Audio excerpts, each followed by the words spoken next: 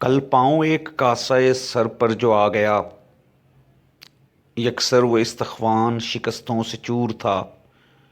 कहने लगा कि देख के चल राह बेखबर, मैं भी कबो किसी का सर पुरगरूर था।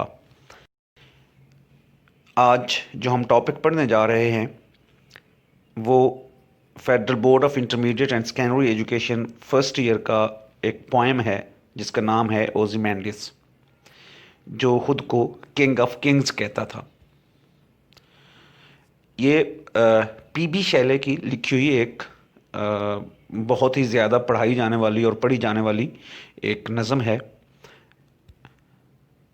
इसके जो कंटेंट्स हैं, जो हमारे आज के वीडियो के कंटेंट्स हैं, हम इसमें पोएट के बारे में पढ़ेंगे, हम पोएम के बारे में पढ़ेंगे, उसकी फॉर्म और स्ट्रक्चर, पोएम की राइमिंग स्कीम और कंप्रीहेंशन का हम करेंगे उसकी, इसके थीम्स जो पोएम के अंदर हैं वो पढ़ेंगे, और टोन के जिस टोन के साथ शायर ने शैले ने ये पोएम लिखी है हम उसको डिस्कस करेंगे। सबसे पहले हम पोएट के बारे में पढ़ते हैं। पर्सी बेशी शैले 1792 से 1822 तक इसका लाइफ स्पैन है। 30 years of his life he spend, और इन 30 सालों में उसने बहुत नाम कमाया। In English romantic poet becomes known as one of the greatest lyric poets of English literature. Among his best known works are ओzymandias, ये 1818 में उसने पोएम लिखी जो आज हम पढ़ेंगे। O to the west wind 1819 में लिखी। टू अ स्काई लार्क 1820 में, and the political ballad the mask of anarchy 1819 में उसने लिखी। उसके जो बाकी मेजर वर्क्स, ये सिर्फ पोएट नहीं था, पोएट्री की वजह से ये फेमस हुआ है, लेकिन ये सिर्फ पोएट नहीं था, ये ड्रामाटिस्ट भी था। इसने फिक्शन भी, नॉवल भी लिखा, इसने ड्रामा भी लिखा, वर्स ड्रामा इसने लिखा, the sensi, and long poems such as Alestro or The Spirit of Solitude, Adonis, Prometheus Unbound 1820 में, और उसका जो मास्टरपीस जिसको कंसीडर किया जाता है वो हेलास 1822 में उसने लिखा। और उसका एक फाइनल जो अनफिनिश्ड वर्क था, जो वो कंप्लीट ना कर सका और उसकी डेथ हो गई, वो है द ट्रायम्फ ऑफ लाइफ। अब हम चलते हैं पोएम की तरफ। ओzymandias जो इसका टाइटल है, इसका फॉर्म और स्ट्रक्चर देखते हैं।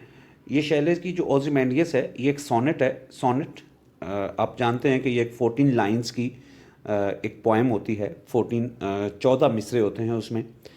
Written iambic pentameter. Iambic pentameter again ये एक उसकी एक टर्म है एक पोएट्री की, कि जिसमें एक शॉर्ट सिलेबल होता है और एक लॉन्ग सिलेबल होता है। सो ये उसमें लिखी गई है, but without a typical rhyme scheme. लेकिन जो राइमिंग स्कीम जिस तरह की सोनेट में होती है, जो कि ये होती है ए बी, ये सोनेट की एक राइमिंग स्कीम है, ये इसमें नहीं लिखी गई, ये थोड़ी सी इससे डिफरेंट है। It is written in A B A C D C E D E F. तो इसकी जो राइमिंग स्कीम है वो सोनेट से थोड़ी सी डिफरेंट है, ताहम ये आयम्बिक पेंटामीटर में ही लिखी गई कि जिसमें सोनेट लिखा जाता है। और एक चीज़ जो इसमें मिसिंग है, without the characteristic of octave and sestet structure.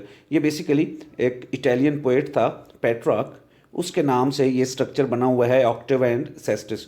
बुनियादी तौर पे इसको हम पेट्रार्कन सोनेट भी कहते होते हैं, जिसमें ऑक्टेव मीन्स 8 और सेस्टिस मीन 6।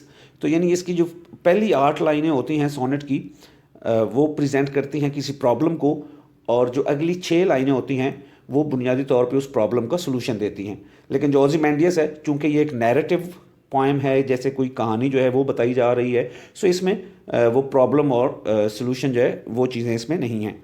सो ये सोनेट है 14 लाइन्स का।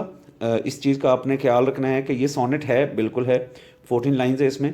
आयम्बिक पेंटामीटर इसमें है। ये दो चीज़ें जो सोनेट में होनी चाहिए वो इसके अंदर हैं। और जो टिपिकल सोनेट होता है, जो एक नॉर्मली जो सोनेट जैसे शेक्सपियर के जो सोनेट हैं उनको एक बनाया गया है कि वो बड़े बेहतरीन किस्म के उसने सोनेट लिखे हुए हैं। सो उन सोनेट की जो राइमिंग स्कीम होती है वो ये वाली होती है, और इसकी राइमिंग स्कीम इससे डिफरेंट है। इसकी राइमिंग स्कीम भी अपनी है, और इसमें ऑक्टेव और सेस्टिस वाला जो स्ट्रक्चर है वो भी फॉलो नहीं किया गया। टाइटल ओzymandias जो है ये रेफ़र करता है एक आल्टरनेट नेम, एक मुतबादिल नाम जो एंशियंट इजिप्शियन फ़ैरो जो इजिप्ट के बादशाह हुआ करते थे, सो उनका एक नाम है ओzymandias, और ये बादशाह था रामेस टू। ये बेसिकली ये इस फ़ैरो के बारे में कंसीडर ये किया जाता है कि ये इसके बारे में लिखी गई, और ओzymandias जो था ये उसका एक टाइटल था फ़ैरो का। अब हम चलते हैं एक्चुअल पोएम की तरफ। ये पोएम आप देख सकते हैं, यहाँ पे हम पोएम भी पढ़ेंगे, इसकी समझने की भी इसको कोशिश करेंगे यहाँ पे, साथ में हम इसकी जो राइमिंग स्कीम है वो भी हम देख सकते हैं। I met a traveller from an antique land. शायर ये कह रहा है, ये खुद नहीं, वो उसने खुद जो है उस स्ट्रक्चर को नहीं देखा, बल्कि वो कहता है कि एक शख्स जो है किसी एक पुराने ज़माने का, मैं उससे मिला हूँ और वो मुझे ये बता रहा है, who said two vast and trunkless legs of stone stand in the desert. उस ट्रैवलर ने मुझे ये बताया है कि दो बहुत बड़ी सी जो पत्थर की बनाई हुई टांगें हैं वो खड़ी हुई हैं एक सहरा के अंदर। Near them on the sand half sunk a shattered visage lies. उन वो जो पाँव टांगें जो हैं वो एक स्ट्रक्चर जो है स्टोन का उसकी बनी हुई हैं और वहाँ पे खड़ी हुई हैं, लेकिन उसका जो उनके करीब ही जो चेहरा है या जो सर वाला हिस्सा है, जो ऊपर वाला जिस्म का हिस्सा है, वो ज़मीन के ऊपर पड़ा हुआ है। हाफ शैटर्ड विसेज लाई, वो उसका चेहरा जो है वो छुपा हुआ है और वो चेहरा जो है उसका ख़राब हुआ है और वो रेत के अंदर आधे से ज़्यादा जो है वो रेत के अंदर दबा हुआ है। whose frown and wrinkled lip and sneer of cold command tell that its sculptor well those of passions read। वो जो चेहरा पड़ा हुआ है उसकी जो फ्राउनिंग है, वो जो त्योरी माथे पे चढ़ाते हैं वो अभी तक नज़र आ रही है। रिंकल्ड लिप्स जो हैं उसके जो मुड़े हुए झुर्रियों वाले जो उसके होंठ हैं वो, और उसकी आंखों से, उसके चेहरे से उसके जो अहकामात हैं वो अभी भी ऐसे नज़र आ रहे हैं। तो ये सारी चीज़ें ये बताती हैं कि जो स्कल्प्टर है, यानी जो ये मुजस्मा साज है, उसने उस शख्स के चेहरे को, उसके जज्बात को बहुत अच्छी तरह से पोर्ट्रे किया है, या आप कह सकते हैं कि उसने बहुत अच्छी तरह से वो जो उसके चेहरे के तासुरात जो हैं वो अच्छी तरह से उस स्टोन के ऊपर, उस मुजस्मे के ऊपर उभारे हैं। विच येट सर्वाइव, वो जो जज्बात हैं वो अभी तक नज़र आ रहे हैं। Stamped on these lifeless things, ये बेजान चीज़ें हैं, लेकिन इन बेजान चीज़ों के ऊपर अभी भी वो जो मुजस्मा साज है उसका जो फ़न महारत है, उसका जो कमाल है कि कैसे उसने वो जो ओzymandias जो किंग है उसके तासुरात जो थे, उसके जो चेहरे के तासुरात हैं, उसकी जो होंठों के ऊपर जो झुर्रियाँ हैं, उसके माथे के ऊपर जो त्योरी वो चढ़ाता है, जिस तरह से वो अकामात दिया करता है, तो उसका जो सारा रोब व दबदबा है वो अभी भी उसके चेहरे के ऊपर नज़र आ रहा है। तो ये स्कल्प्टर की तारीफ़ कर रहा है कि उसने बहुत ज़बरदस्त इस शख्स का मुजस्मा बनाया है। The hand that mocked them and the heart that fade.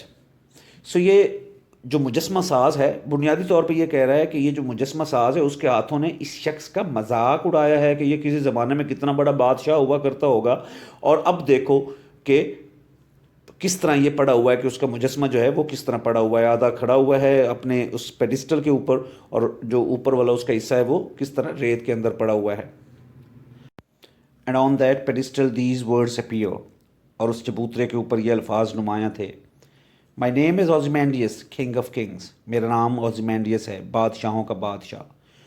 Look on my works, मेरे कामों को देखो, ये माइटी एंड डिस्पेयर, इतने अजीम काम मैंने किए लेकिन आखिर में सिर्फ मायूसी।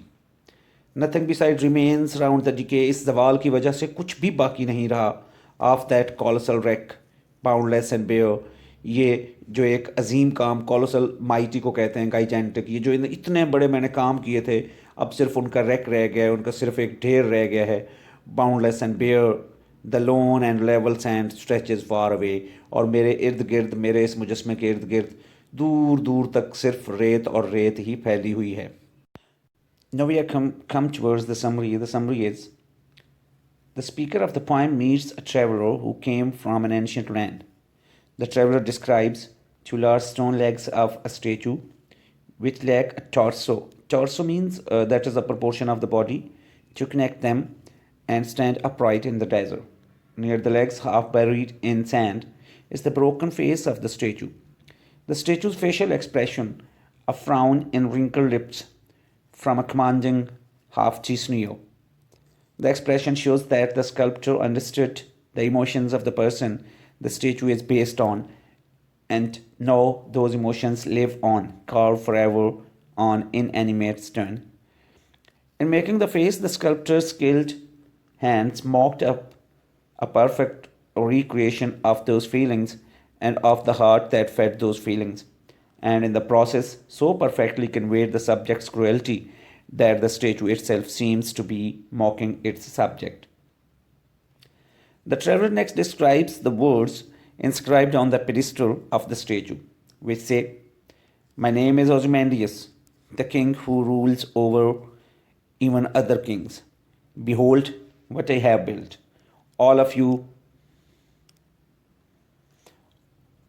all you who think of yourselves as powerful and despair at the magnificence and superiority of my accomplishment, there is nothing else in the sea, there is nothing else in the area surrounding the remnants of the large statue is a never ending and barren desert with empty and flat sands stretching into the distance." इसके बाद हम theme पे आते हैं। इसमें एक से ज़्यादा थीम्स यूज़ हुए हैं और ये दोनों से इंटर रिलेटेड ही हैं थीम। मैन वर्सेस नेचर भी है। बुनियादी तौर पे थीम जो है वो मैन वर्सेस नेचर है कि इंसान अपने आप को कितना ताकतवर समझता है, बट इन द एंड जो नेचर है वो उससे ज़्यादा ताकतवर है कि वो तमाम ताकत जो है उससे छीन लेती है। पावर ऑफ आर्ट है। स्कल्प्टर की मुजस्मा साज की तारीफ़ की गई है, तो इसका थीम ये भी है कि मुजस्मा साज ने किस तरह खूबसूरत तरीके से उस शख्स के एक्सप्रेशन, जो तासुरात, उसकी फीलिंग्स, उसकी जो दिल की फीलिंग्स हैं, वो तमाम उसने किस तरीके से यहाँ पे कंदा की हैं। Then the last one that is the transience of power. जो आखिरी थीम है इसका, ये वेरी इंपॉर्टेंट थीम है, वो डिक्लाइन और डेथ ऑफ पावर है कि आप जितने मर्जी ताकतवर हो जाएं, एंड जो है ताकत का वो ज़ीरो है कि आपने वो तमाम ताकत जो है वो यहीं छोड़ के इस दुनिया से चले जाना है। So that is the decline और the transience of your power. अब हम आते हैं पोएम की टोन की तरफ। मॉकिंग यानी मजाक उड़ाने वाली टोन है इसकी। यहाँ पे आप देख सकते हैं, overall the poem assumes a mocking tone. P B. Shelley employs a number of techniques to emphasise the fragility of man's desire to achieve immortality. कि बुनियादी तौर पे इंसान जो है वो इमॉर्टैलिटी चाहता है, कि वो चाहता है कि वो ऐसा बन जाए कि वो कभी ख़त्म ही ना हो। And he criticizes the arrogance और vanity of specifically those in power. P B. Shelley जो पोइट है वो बुनियादी तौर पे उस गरूर, तकब्बुर और उस दिखावे का मजाक उड़ा रहा है, उन लोगों के दिखावे का कि जो ताकत में होते हैं, एंड असर्ट देयर डोमिनेंस, और अपनी जो ताकत है उसको लोगों के ऊपर इस्तेमाल करते हैं और लोगों से अपनी तारीफ़ चाहते हैं। तो बुनियादी तौर पे ये उन लोगों का मजाक उड़ाया गया है कि आप जितने मर्जी ताकत में हों, जो आपका अंजाम है वो मौत है, और उसके बाद कुछ भी आपके इख्तियार में नहीं होता और आप हमेशा के लिए इस दुनिया में नहीं रहते। सेकंड जो टोन है वो आयरॉनिक है। आयरनी भी बुनियादी तौर पे तंज़ ही होता है, ये भी मॉकिंग के साथ साथ तकरीबन उससे मिलता जुलता है। आयरनी क्या है? It emerges from the juxtaposition of ओzymandias inflated vision of his power and grandeur as ruler of a mighty kingdom and what survives is of today। Irony क्या है कि वो कितना बड़ा बादशाह था। वो कहता है कि मैं बादशाहों का बादशाह था, मैंने इतनी बड़ी सल्तनत पे हुकूमत की, और आज देखें मेरे पास कुछ भी नहीं है कि आज मैं क्या हूँ। अब क्या है? अब broken statue scattered on an empty desert. एक टूटा हुआ मुजस्मा है जो इतने बड़े खाली सहरा के अंदर पड़ा हुआ है। We are told that nothing besides remains. हमें बताया गया कि कुछ भी बाकी रहने वाला नहीं है। The huge statue he had carved of himself to intimidate people is in pieces। ये वो स्टेचू है जो शायद उसने अपने होते हुए बनवाया था कि जिसको देख के लोग उसके खौफ से उससे डरेंगे, लोग उससे खौफ खाएंगे, और आज वो स्टेचू जो है वो भी टुकड़ों में हुआ पड़ा है। No trace of his kingdom still exist beyond the shattered statue. उसकी की पूरी बादशाहत, जो पूरी हुकूमत थी, जो उसका मुल्क था, उसमें सिवाय इस स्टेचू के और कोई चीज़ रह ही नहीं गई। सिर्फ वो स्टेचू है। उसकी जो बादशाहत थी, उसकी जो शहनशाहियत थी, उसकी जो सल्तनत थी, वो है ही नहीं। No works survive to cause people to tremble and despair. कोई उसका ऐसा काम बाकी नहीं रहा जिसके बारे में उसने बात की थी, कोई उसका ऐसा काम बाकी नहीं रहा कि जो लोगों में कपकपाहट और मायूसी जो है वो फैला सके, कि जिससे लोग डरें, तो ऐसी कोई चीज़ बाकी नहीं रही। द पोएम्स आयरनी है सॉम्बर, ये सॉम्बर है, ये संजीदा किस्म की आयरनी है, ये हंसने वाली आयरनी नहीं है। We are asked not so much to laugh at the foibles of human, common target of irony. बुनियादी तौर पे आयरनी क्या होती है कि हम लोगों पे हंसते हैं, लेकिन यहाँ पे हमें हंसने के लिए नहीं बल्कि हमें कुछ याद करवाया गया, but to solemnly consider our own mortality, बल्कि हमें ये बताया गया है कि हम खुद पे ये ख्याल करें कि हम भी मॉर्टल हैं, हम भी फ़ानी हैं, हमने भी ख़त्म हो जाना है। And the vanity of human endeavours, और हम जो तमाम कोशिशें करते हैं, ये उसके बारे में बताया गया कि हमारी तमाम जिद्दोजहद, हमारे तमाम दिखावे, ये सब का सब ख़त्म होने वाला है। एंड इन्फ्लेटेड ईगो, और हमारी ईगो जो हमसे काम करवाती थी, जो हम अनाम परस्त होते हैं, ये सब का सब ख़त्म होने वाला है।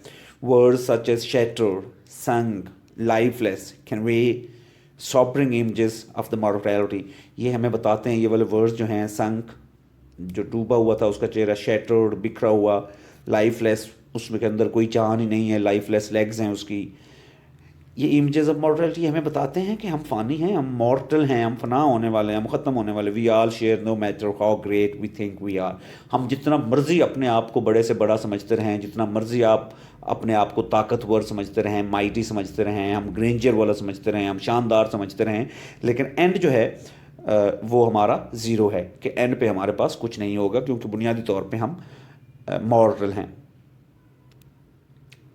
सो ये हमारा आज का लेक्चर था। Thank you for